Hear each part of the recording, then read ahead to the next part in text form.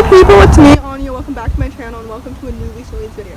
Before I get into the books, I'd like to apologize for the background noise and slight wind noise. I don't know how much of the wind noise you can actually hear because I can feel it, but I don't know how much of it you can hear.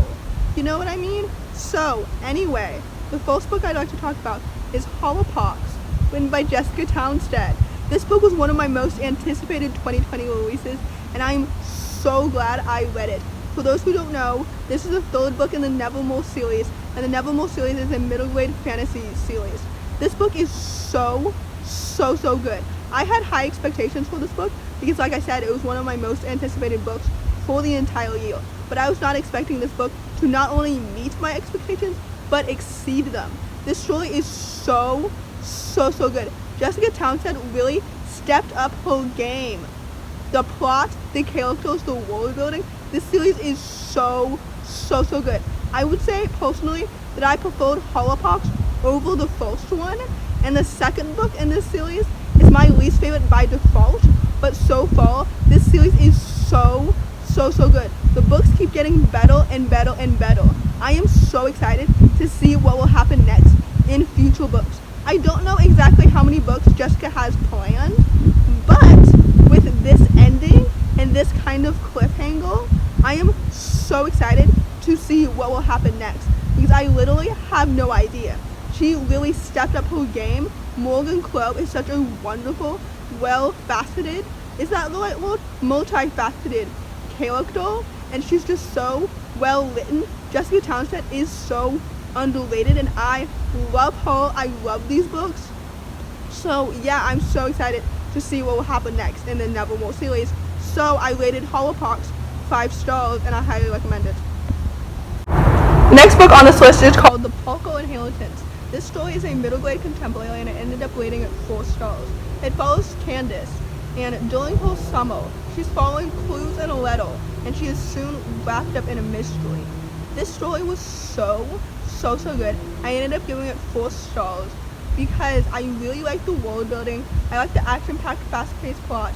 I like the alternating timelines because I liked how they were like connected and intertwined together.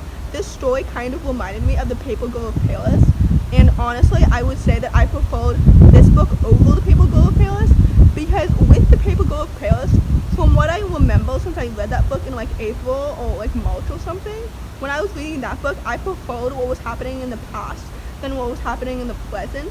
And with this story, there was never a time where I preferred a timeline over another timeline.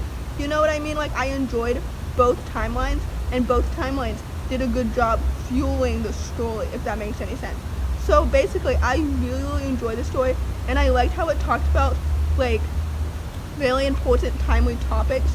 I love that Candace is a black protagonist. We need to see more black main characters in middle grade contemporary because it's so important, not only for representation, but like this story was the right balance of like entertainment and education.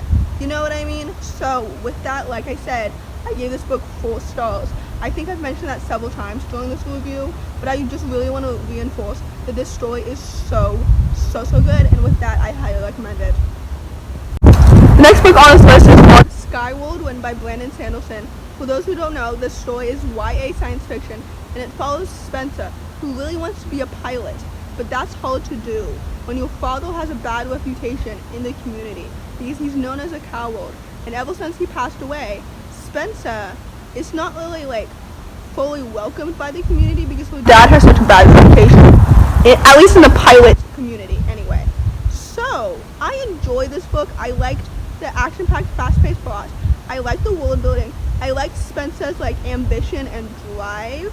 I liked the lack of a romantic subplot. That was really nice and refreshing. But I would say that I didn't fall in love with the story. I think that the story is definitely overhyped. I'm not continuing the series. I was never emotionally connected with Spencer, you know? Like, I was intrigued with what was happening around her, but I wasn't emotionally connected with her, if that makes any sense. You know, like, this was one of those stories where, again, I was more interested in what was happening than who it was happening to. You know what I mean? So, with that, I'm not continuing the series at all. I know that it's the first in a quartet, but like I don't really care about the rest of the series. So I gave it 3 stars. So yeah. The next book on this list is called Furia. This story is a YA contemporary and I ended up giving it 4 stars, as you know if you watched my latest reading vlog. Anyway, this story follows Camilla, who must put everything on the line, including her blooming love story, to pursue her dreams because she is a rising football star. And yes, I say football, not soccer. Anyway, I really enjoyed this story. The world building was so wonderful. It was so refreshing. The story is set in Argentina, which I love. I love learning about different cultures. This story was done so well with the world building. I think it's also own voices, so I think the author is actually from Argentina, which we love to see it.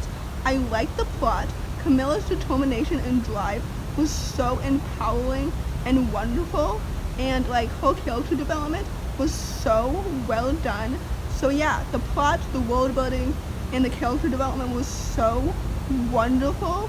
It was so good. This story is so underhyped, and it's so good. It deserves so much more hype than it receives because it's absolutely so good. I will be talking about this book again because I'm planning to make a video next month called 2020's Hidden Gems, where I talk about a lot of books that I think deserve more hype than they received this year.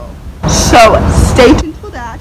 And yeah, this story was so good and I gave it 4 stars, so I would recommend it if you enjoy voice-driven YA contemporary books. The penultimate book on this list is called Brother's Keeper, written by Julia Lee. This story is a middle-grade historical fiction and it's set in 1950, and it follows Sola and her brother, and they must escape to South Korea from North Korea. I really enjoyed this book. I ended up giving it 3.5 stars because it was really insightful and educational. I don't think I've ever read a story before that tells the story of what happened in 1950 during the Korean War from an Eastern perspective. You know what I mean? Like, I learned about history when I was in school from a Western perspective. So it's really interesting to see like kind of the other side of it, you know? Because I think it's really important to learn about history from the country that actually went through said history instead of only learning about history through a Western perspective. You know? Like, I do think it's important to learn about history from a Western perspective, but I also think that it's equally as important to learn about it from the Eastern perspective too. You know? So we can learn to be more empathetic, you know, towards the other side of it, if that makes any sense. Basically, I did enjoy this story. I didn't end up rating it anything higher than 3.5 stars because I think that my expectations were a little bit too high. If you watch my reading vlog, you know that I compared the story to Real Wolves because the synopses of those 2 books are similar because they're both set in like really sad historical time periods. So that's why I was comparing it to Real Wolves when I was reading it. And I think since my expectations were a little bit too high, because as you know, I rated Real Wolves 5 stars, this book wasn't as emotionally touching as I was expecting it to be, because I was expecting it to be more emotionally touching than it actually was. You know what I mean? So basically, my expectations for the emotional side of it were a little bit too high, but overall, the story was insightful and educational. So with that, I would still recommend it, even though I ended up giving it 3.5 stars. So, yeah. The last book on this list is called The Silence Between Us. This story is a YA contemporary and I ended up giving it 5 stars. It follows Maya, who's a deaf teenager, and this story follows her as she navigates going to healing school for the first time since becoming deaf. I really enjoy the story because A, Maya is a wonderful, resilient, somewhat relatable character. B, the representation was absolutely wonderful, and it's so clear that this story's own voices. You know what I mean? Because you can tell that this author was truly speaking about her own experiences. The story was done so well. B, the romance was solid. This story was so good. It kind of reminded me of a mixture of A Quiet Kind of Thunder and Sick Kids in Love. It was so good. I love reading about characters who are disabled like me. even though that we have different disabilities, and obviously all disabilities affect us in completely different ways, it's still like so relatable whenever, for example, somebody is being unintentionally ableist towards you and just makes like rude assumptions or misconceptions about you. Like, I felt that whenever Maya was frustrated with being like misunderstood because of her disability, I felt that. This story was done so well, and it's so eloquent, and it's just so amazing, and it's so underrated. It is so underhyped. This book deserves so much more hype than it receives. It's so good. Although I feel like we shouldn't really be surprised that a book about a disabled character written by a disabled author is underhyped, because that's just what happens in the publishing industry. Because like I said in my last reading vlog, the publishing industry kind of favors able-bodied characters and authors, which is kind of annoying. But anyway, what am I supposed to do about it? Basically, the silence between us was 5 stars. It was absolutely tremendous, and I highly recommend it. So yeah. So in conclusion, the best books on this list were definitely The Silence Between Us and Hollowpox, since those two are now 2020 favorites, since I rated them both 5 stars and I absolutely loved them. The lowest rating book on this list was unfortunately Skyward, because between that book and Brothers People, I disliked that book more.